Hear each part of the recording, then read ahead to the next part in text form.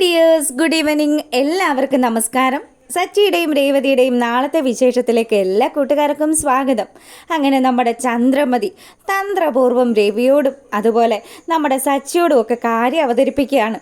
അതെ, വരുന്ന ദീപാവലി ഇവരുടെ എല്ലാവരുടെയും വിവാഹം കഴിഞ്ഞ സ്ഥിതിക്ക് അവരെല്ലാവരും ഒരുമിച്ച് ഈ വീട്ടിലുണ്ടാവണം. അതായിരിക്കും എപ്പോഴും നല്ലത്. എന്തായാലും ശ്രീകാന്ത് അങ്ങനെ ഒരു തെറ്റ് ചെയ്തെന്ന് വിചാരിച്ച് തള്ളിക്കളയാൻ പറ്റുമോ? രവിയേട്ട, നിങ്ങളൊരു തീരുമാനം എടുക്കണം. എത്രയും പെട്ടെന്ന് തന്നെ എൻ്റെ മോനെ കൂടി ഈ വീട്ടിലേക്ക് കൊണ്ടുവരണം. ഈ കാര്യം ചന്ദ്ര പറഞ്ഞതും നമ്മുടെ സച്ചിക്ക് നല്ല ദേഷ്യം വരികയാണ്. സച്ചി രൂക്ഷമായിട്ട് ചന്ദ്രമതിയെ ഒന്ന് നോക്കി. രേവതിയും അതുപോലെ രവിയൊക്കെ ഒന്ന് ഞെട്ടിയിരിക്കുക. ഈ ചന്ദ്ര ഇത് എന്തൊക്കെയാണ് പറയുന്നതെന്ന്. അപ്പം ചന്ദ്രമതിയുടെ മനസ്സിൽ കിടന്ന് തിളക്കുന്നത് ഭാമ പറഞ്ഞ കാര്യങ്ങളാണല്ലോ. വർഷ നല്ല പണക്കാരി പെണ്ണാണെന്നും വർഷ നിൻ്റെ വീട്ടിലേക്ക് വന്നു കഴിഞ്ഞാൽ നിൻ്റെ വീട്ടിൽ നല്ല ഐശ്വര്യം ഉണ്ടാകുമെന്നും ഒക്കെ ഭാമ പറഞ്ഞു കൊടുത്ത കാര്യങ്ങൾ മനസ്സിലിട്ടുകൊണ്ടാണ് തൻ്റെ പുത്തൻ പണക്കാരി മരുമകളെ സ്വീകരിക്കാൻ വേണ്ടിയിട്ട് ചന്ദ്രമതി ഈ നയം പ്രഖ്യാപിക്കുന്നത്. അങ്ങനെ ചന്ദ്ര പറഞ്ഞ കാര്യം കേട്ട് കഴിയുമ്പം രവി ഒന്നും തന്നെ മിണ്ടുന്നില്ല. പകരം നമ്മുടെ സച്ചിയാണെങ്കിലോ അവിടുന്ന് ചാടി എഴുന്നേറ്റു. അമ്മേ, അവരെങ്ങാനും ഈ വീട്ടിൽ വന്നു കഴിഞ്ഞാലുണ്ടല്ലോ, പിന്നെ ഞാനോ അല്ലെങ്കിൽ ശ്രീകാന്തോ ഞങ്ങളിൽ രണ്ടുപേരിൽ ആരെങ്കിലും ഒരാളായിരിക്കും പിന്നെ ജീവിച്ചിരിക്കുക. എൻ്റെ അച്ഛനെ അപമാനിച്ചവരാ ആ ഫാമിലി. അങ്ങനെയുള്ള ആ ഫാമിലിയിൽ നിന്നാണ് അവൻ വിവാഹം കഴിച്ചിരിക്കുന്നത്. അതും അച്ഛനെയും എന്നെയും ഒക്കെ പൊട്ടനാക്കിയിട്ട് നിൽക്കുന്ന അവളുടെ സഹായത്തോടു കൂടി.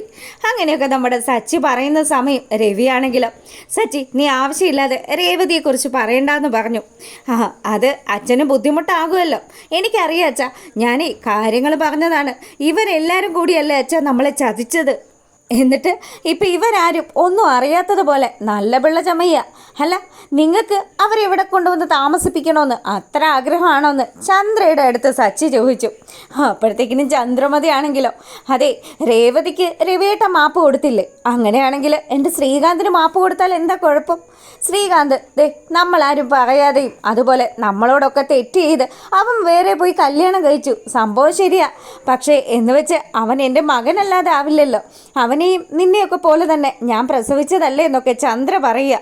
രവിയേട്ട, എൻ്റെ മോൻ എൻ്റെ കണ്ണുവെട്ടത്ത് തന്നെ ഉണ്ടാവണം. അതെൻ്റെ ആഗ്രഹമാണ്. അതുകൊണ്ട് അതിനാരെങ്കിലും തടസ്സം നിന്ന് കഴിഞ്ഞാൽ ഈ ചന്ദ്രമതിയുടെ തനി സ്വഭാവം അറിയും. എൻ്റെ മോനെ ഇങ്ങോട്ട് കൂട്ടിക്കൊണ്ട് വരാൻ തന്നെയാണ് ഞാൻ തീരുമാനിച്ചിരിക്കുന്നത്. രവിയേട്ടന് മകത്ത് വല്ലതും പറയാനുണ്ടോ എന്ന് ചന്ദ്ര ചോദിക്കുക. ഇത് കേൾക്കുമ്പോൾ രവിയാണെങ്കിലോ എന്താണെന്ന് വെച്ച് ആയിക്കോ എന്നുള്ള രീതിയിൽ അങ്ങനെ ഇരിക്കുക. ചന്ദ്രമതിയുടെ ഈ സംസാരമൊക്കെ കേട്ട് കഴിഞ്ഞപ്പോൾ സച്ചിക്ക് നല്ല ദേഷ്യം വന്നു. സച്ചി വീണ്ടും പറഞ്ഞു, അതെ, അവൻ ഈ വീട്ടിലെങ്ങാനും കാല് കുത്തിയാൽ അവൻ്റെ മുട്ടുകാല് ഞാൻ തല്ലി ഓടിക്കും. അതുമാത്രമല്ല, അവനെ ഞാൻ ഇല്ലാണ്ടാക്കും എന്നുള്ള രീതിയിലൊക്കെ സച്ചി ഇങ്ങനെ ദേഷ്യത്തോടു കൂടി പറയുമ്പം രേവതിക്ക് നല്ല പേടിയായി. സച്ചി ഇപ്പം നല്ല ദേഷ്യത്തിലാണല്ലോ. അതുകൊണ്ട് തന്നെ സച്ചിയുടെ ഭാഗത്ത് അങ്ങനെയൊക്കെ ഉണ്ടാവും. പക്ഷേ നമ്മുടെ ശ്രുതിയും ഈ കാര്യങ്ങൾ കേട്ട് കഴിഞ്ഞപ്പം അവർ വലിയ സന്തോഷത്തിലായി. എന്തായാലും ശ്രീകാന്ത് കല്യാണം കഴിച്ചിരിക്കുന്നത് കൊള്ളാവുന്നൊരു ഫാമിലിയിലെ പെണ്ണാണല്ലോ. രേവതിയെപ്പോലെ ഒരു ഗതിയും പരഗതിയില്ലാത്ത വീട്ടിലതല്ലല്ലോ എന്നാണ് അവരുടെ നിലപാട്. അങ്ങനെ എല്ലാവരും കൂടി സംസാരിച്ചു കൊണ്ട് നിൽക്കുന്ന സമയമാണ് ലക്ഷ്മി അമ്മ അങ്ങോട്ടേക്ക് വരുന്നത്. അപ്പം ലക്ഷ്മി വന്നതും നമ്മുടെ രേവതിക്ക് വലിയ സന്തോഷമൊക്കെ ആയി. ലക്ഷ്മി ആണെങ്കിലോ, എങ്ങനെയുണ്ട് രവിയേട്ടാ, ഇപ്പോൾ കുറവുണ്ടോ എന്നൊക്കെ ചോദിക്കുമ്പം അങ്ങനെ കുഴപ്പമില്ലാണ്ട് പോകുന്നു, മരുന്നും കാര്യങ്ങളും ഒക്കെ ഉണ്ട്, വേറെ പ്രശ്നങ്ങളൊന്നും ഇല്ല എന്നൊക്കെ ലക്ഷ്മി അമ്മയോട് സംസാരിച്ചു കൊണ്ട് നിൽക്കുമ്പം നമ്മുടെ ചന്ദ്രമതിക്ക് ഇതൊന്നും കണ്ടിട്ട് അങ്ങോട്ട് ദഹിക്കുന്നില്ല. അല്ല, എന്താ വന്നതെന്ന് പറഞ്ഞിരുന്നെങ്കിൽ വലിയ ഉപകാരമായിരുന്നു എന്ന് ചന്ദ്ര പറയുക. അത് ഞാൻ പറയാൻ വിട്ടുപോയല്ലോ. സച്ചിയും അതുപോലെ രേവതിയും കൂടി ദീപാവലിയുടെ തലേ ദിവസം, അതായത് നാളെ തന്നെ വീട്ടിലേക്ക് വരണം. ഇവരുടെ വിവാഹം കഴിഞ്ഞിട്ട് ആദ്യത്തെ ദീപാവലിയല്ലേ. അതുകൊണ്ട് വീട്ടിൽ ചില ചടങ്ങുകളൊക്കെ ഉണ്ട്. അതിൻ്റെ ഒരു കാര്യം വിളിക്കാൻ വേണ്ടിയിട്ടാണ് ഞാൻ വന്നേന്ന് പറഞ്ഞ് പുള്ളിക്കാരി കൊണ്ടുവന്ന ഫ്രൂട്ട്സൊക്കെ ഒരു തട്ടിനകത്താക്കിയിട്ട് നമ്മുടെ രവിയുടെ കയ്യിലേക്ക് കൊടുക്കുക. ഒരു ദീപാവലി എന്തു പറയാനാ, നിങ്ങൾക്കൊക്കെ അതിന് സംക്രാന്തിയൊക്കെ ഉണ്ടോ? കാട്ടുകോഴിക്ക് സംക്രാന്തി ഉണ്ടോ എന്നൊക്കെ ചോദിക്കുന്ന പോലെ നമ്മുടെ ചന്ദ്രമതി രേവതിയെയും അവളുടെ അമ്മയും ഒക്കെ അപമാനിക്കുകയാണ്. രേവതി ആണെങ്കിലോ അമ്മയോട് പറഞ്ഞു, അമ്മ, അച്ഛന് എന്താ പറയണേന്ന് നോക്കട്ടെ. അപ്പം നമ്മുടെ രവി പറഞ്ഞു, അതിനെന്താ, ഇവർ രണ്ടുപേരും വരും. പക്ഷേ രവി പറഞ്ഞത് കേൾക്കുന്നതിന് മുന്നേ തന്നെ നമ്മുടെ സച്ചി അങ്ങോട്ട് പറഞ്ഞു, അതെ രേവതി വരും അമ്മേ, ഞാൻ എന്തായാലും വരത്തില്ല എന്ന് പറഞ്ഞു. അതെന്താ മോനെ നിങ്ങളുടെ പിണക്കം ഇപ്പോഴും മാറിയില്ലെന്നൊക്കെ ലക്ഷ്മിയമ്മ ചോദിക്കുക. ഇത് കേട്ടതും രവിക്ക് ഭയങ്കര ബുദ്ധിമുട്ടായിട്ടോ. പുള്ളിക്കാരൻ പറയുന്നുണ്ട്, ദേ ലക്ഷ്മി ഒന്നുകൊണ്ട് വിഷമിക്കണ്ട, നാളെ ഇവർ രണ്ടുപേരും ലക്ഷ്മിയുടെ വീട്ടിലുണ്ടാകുമെന്ന് പറഞ്ഞു. അങ്ങനെ വളരെ സന്തോഷത്തോടു കൂടിയും സമാധാനത്തോടു കൂടിയും ലക്ഷ്മിയമ്മ അവിടുന്ന് പോവുക.